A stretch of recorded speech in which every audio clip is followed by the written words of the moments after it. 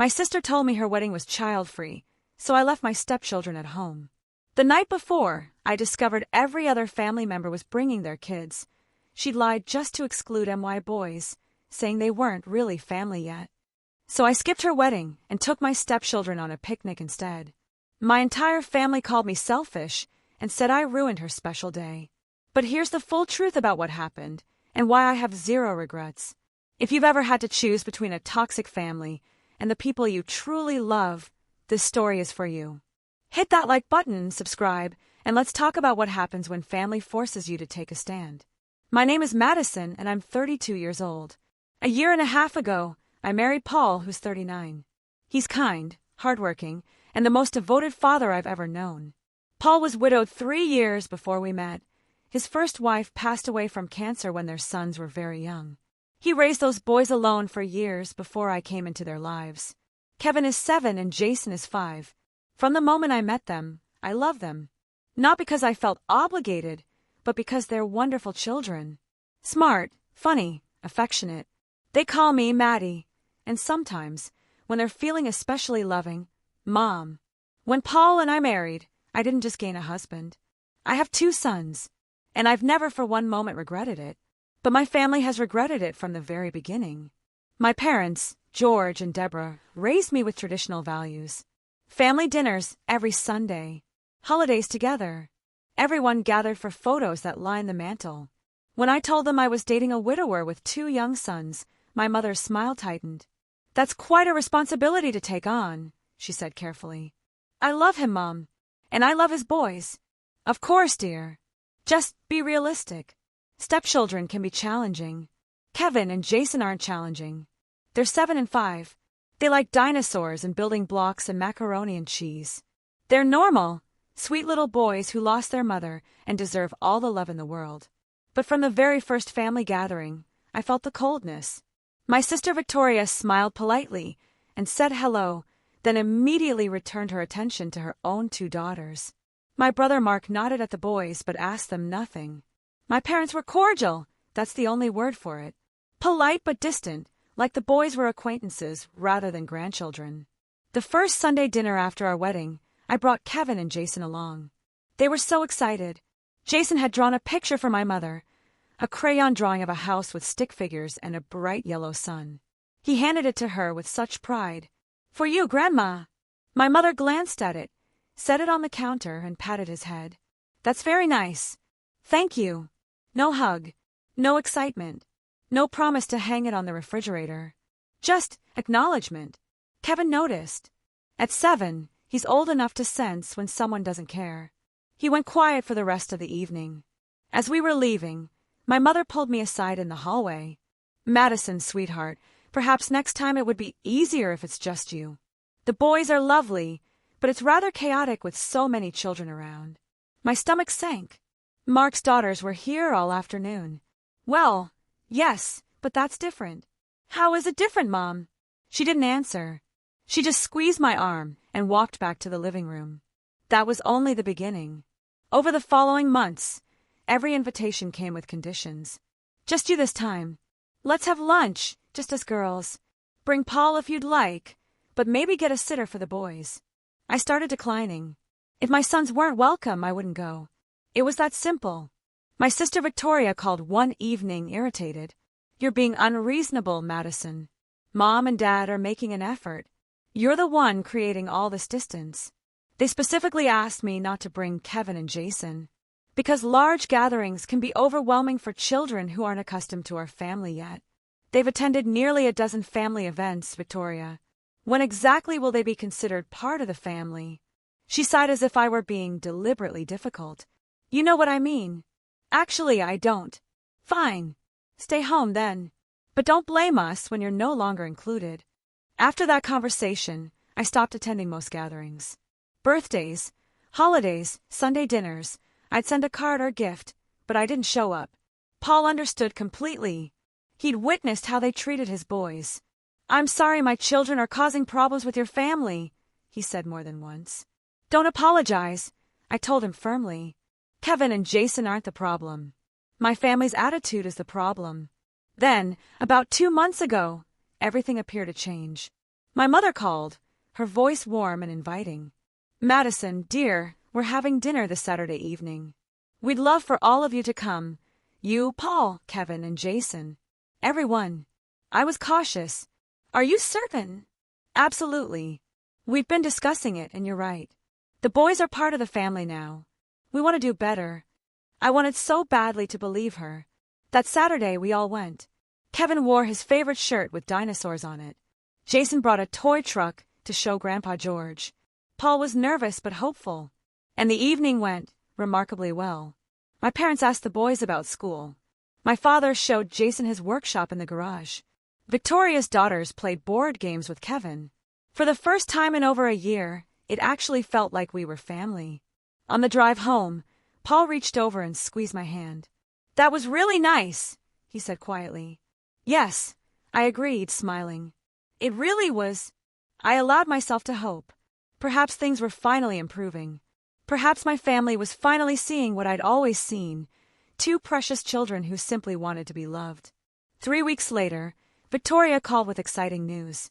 I'm getting married, she announced joyfully. June 15th. Mark it on your calendar. Oh, Victoria, congratulations. I'm so happy for you. Thank you. And obviously I need you there. You'll be in the wedding party. Of course. We'll all be there. There was a slight pause.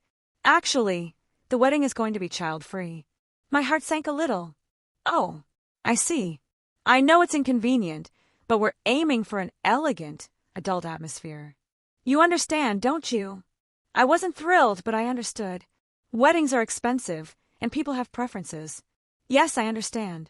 We'll arrange for a babysitter. Perfect. Mark is leaving his children home as well. It's simply easier this way. That made me feel better. If the rule applied to everyone, it was fair. The wedding was 3 months away. I purchased a dress, helped with planning, attended the bridal shower. Everything seemed perfectly fine. Then came the night before the wedding. My cousin Heather called. Hi. Are you excited about tomorrow? Yes, very much. Are you coming? Of course. The children are so excited. They've never been to a formal wedding before. I froze. Wait. You're bringing your children? Yes, why wouldn't I? I was told it was child-free. Heather laughed lightly. Oh no, Victoria said it's fine for us. She knows how difficult it is to find childcare on short notice. My stomach twisted. Are you absolutely certain? Completely. I confirmed with her just 2 days ago. She said as long as the children behave appropriately, it's perfectly fine.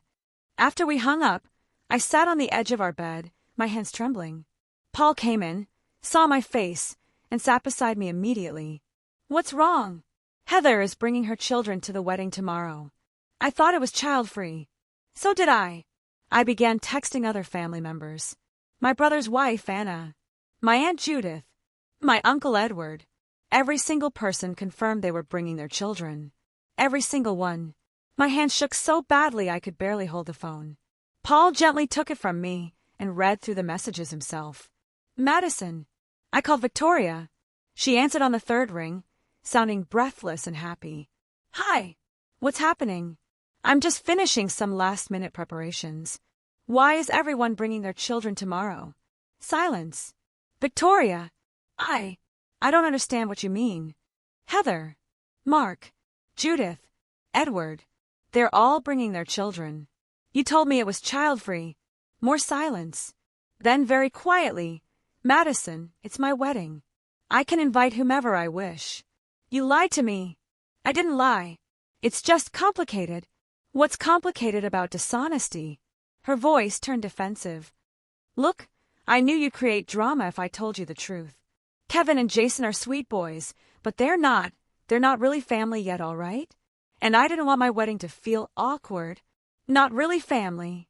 You know what I mean. No, Victoria, I truly don't. Please explain it to me. They're Paul's children. Not ours. Not really. And I simply didn't want any tension or... I hung up. I sat there with the phone in my lap, tears streaming down my face. Paul's arms came around me, but I barely felt them. All I could hear were her words echoing in my mind. Not really family yet. Kevin and Jason were asleep down the hall. Two innocent little boys who'd done nothing wrong except exist before I came into their father's life. Two children who'd already lost their mother and now weren't even considered worthy of attending a family wedding. Paul's voice was gentle. "What do you want to do?"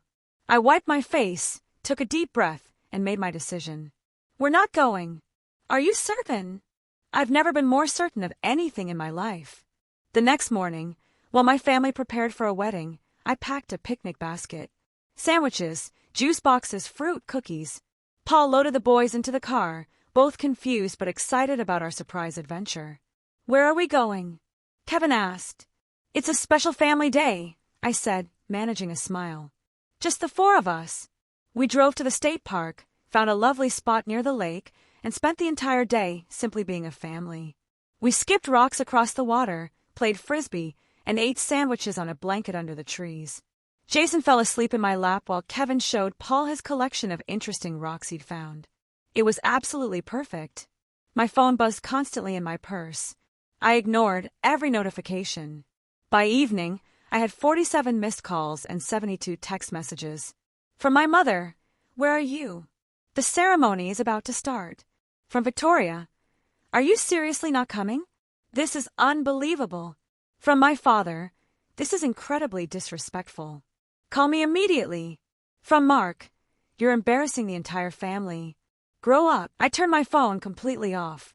That night, after the boys were tucked into bed, I finally listened to the voicemails. Victoria crying, "I cannot believe you did this to me. On my wedding day, everyone kept asking where you were. I've never been so humiliated." My mother angry, "You abandoned your sister over what? Because you didn't get your way? Those boys have made you completely selfish." My father, cold and formal, "You've made your choice clear. Don't expect us to forget this." Paul found me sitting in the dark living room, phone in hand, tears on my cheeks. "Do you regret it?" he asked softly. I thought about Kevin and Jason, peacefully asleep upstairs. I thought about the lake, the laughter, the way Jason had fallen asleep feeling completely safe and loved. "No," I said with certainty. "I don't regret it at all." The following week, I sent one message to my family group chat. "I will always choose my children over people who don't respect them. If Kevin and Jason aren't welcome, then neither am I. I love you all, but I love my boys more. I hope someday you'll understand." Then I left the group chat permanently. My mother called once, demanding an apology. I declined. Victoria sent a lengthy email about how I'd ruined the most important day of her life. I didn't respond. Mark called me selfish and immature. I blocked his number. 3 months have passed now. My phone is quieter. My calendar has empty spaces where family obligations used to fill every weekend. And honestly, I don't miss any of it. Because I learned something important. Family isn't determined by blood alone.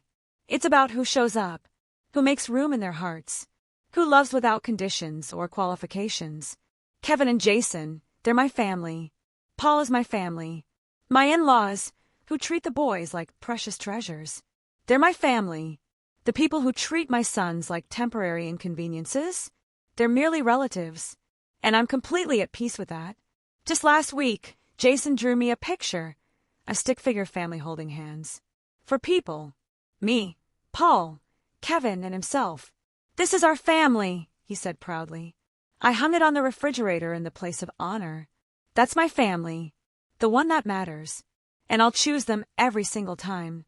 Some families believe love should be convenient, that it should fit neatly into their predetermined ideas of what family looks like. But real love isn't convenient. It's messy and complicated, and it demands we make difficult choices.